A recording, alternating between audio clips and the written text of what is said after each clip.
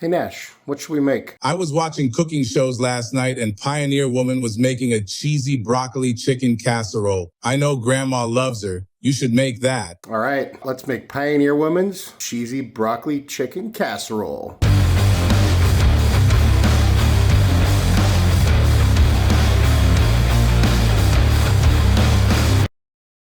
Today, we're making broccoli chicken casserole. This is a recipe from Ree Drummond, or Pioneer Woman as you might know her. My mom has always been, or has been for a really long time, a huge fan of Ree, or Pioneer Woman. And you know, looking through some recipes and trying to figure out more recipes for our Inflation Sucks series, I came across this recipe. I was like, hey, this fits with our Inflation Sucks series, and it's Pioneer Woman, and my mom loves Pioneer Woman. So I figured, hey, how could I not make this recipe? So I've never made this before, but it looks good, and I think it falls within our somewhere around 20 bucks to feed 4 people at least once kind of deal. So without further ado, let's go. So first thing we want to do is the broccoli portion. So we get a large pot of water, bring it up to a boil. Then we throw in about 8 cups of broccoli florets. And you want to make sure, and if you buy just broccoli florets, you want to make sure and chop them up a little bit just to make sure they're kind of bite-sized. So unless you got lucky and you got, you know, a bag of broccoli florets that just has all bite-sized. So we want to blanch these in this boiling water for about 2 minutes until they're crisp tender is the term. And then you want to drain them and rinse them in cold water so they don't cook anymore, because we just want to get them a little bit more tender than raw. That's all we're looking for. Then we take our blanched, rinsed broccoli, set it aside. Then in a skillet with a little bit of depth on medium-high heat, we throw in 2 tablespoons of butter.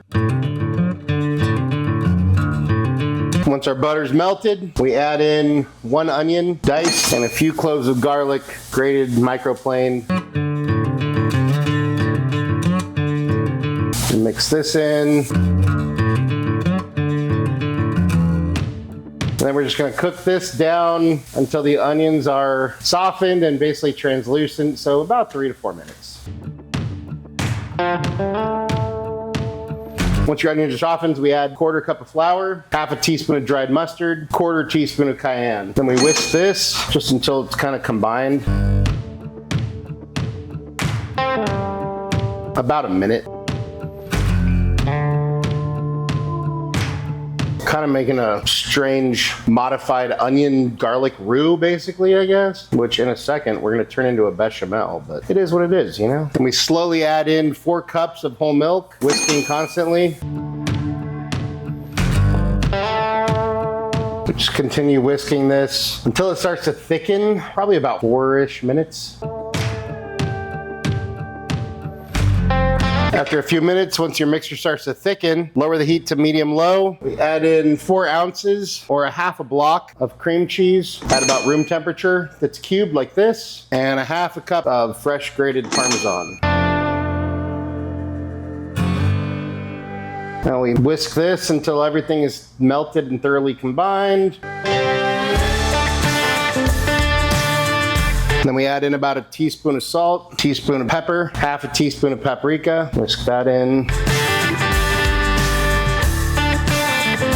Preheat your oven to 350. At this point, we add in about 8 ounces of processed cheese, or Velveeta, what this is, cubed, just like our cream cheese, and about a cup of shredded cheddar or Colby Jack or whatever cheese you prefer. And we just stir this in and just whisk it until everything is melted and combined.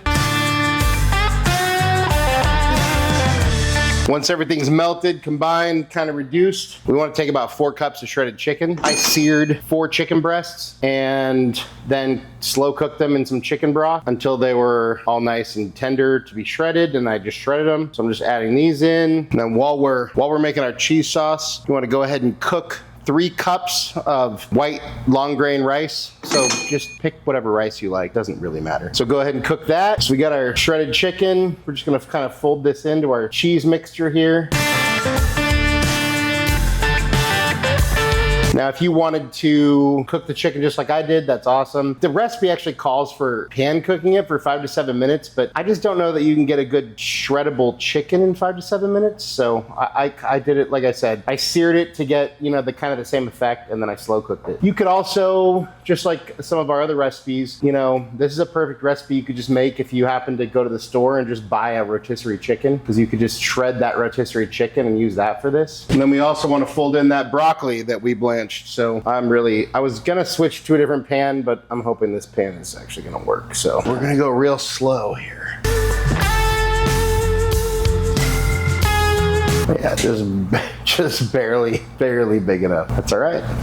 That's all we need, huh? So with our heat still on medium low, I'm gonna go ahead and move it to low. We're just gonna kind of, like I said, fold all this in there. Just try to get everything as combined as possible, because then this is gonna make up 1 or 2 of those layers we're gonna do for this casserole here before the final bake. Final component before we build our casserole is take about a cup of crushed Ritz crackers and about 2 tablespoons of melted butter and mix those up.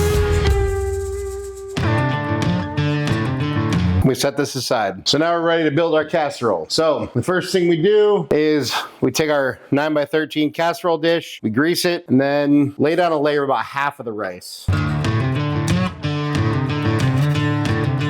Then we come in with a layer about half of our chicken broccoli mixture. By the way, once we added the cheese, we basically created what's called a Mornay. However, I think once we added the Velveeta, I think that became a white trash Mornay. And that's okay. White trash is not a bad term on this channel. It just is what it is, you know? It's a cultural thing. Even when you don't need it to afford to feed your family or whatnot, sometimes we just like it because that's what we were raised on. Or sometimes it's really just delicious. So yes, we went from a roux to a bechamel to a Mornay. For those of you interested in, learning fun French terms, a roux is fat or butter and flour. It becomes a bechamel when you add milk to it. And then essentially it becomes a Mornay when you add cheese to it. It's not that simple, but that's an oversimplification. But hey, if you know that much, you know more than most people. So congratulations. All right, so once we got about half of our chicken and broccoli mixture in there, and then we go in with about the other half of our rice. And I feel like I might need a deeper casserole dish, but then we just lay down the rest of our chicken, broccoli, cheese mixture, or our white trash Mornay.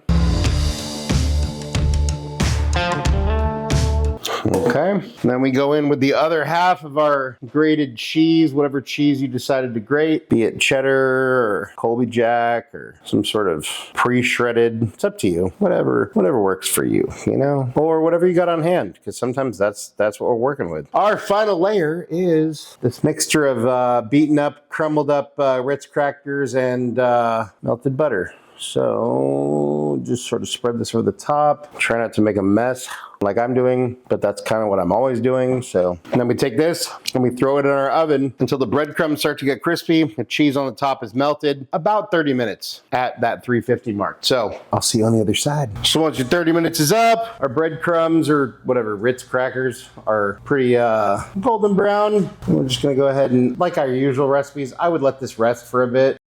But I just want to see this sort of, look at that. Oh my gosh. All right, looks amazing. Now we'll let this cool, like we should have in the first place. And there we have Ree Drummond's broccoli chicken casserole with all the cheeses.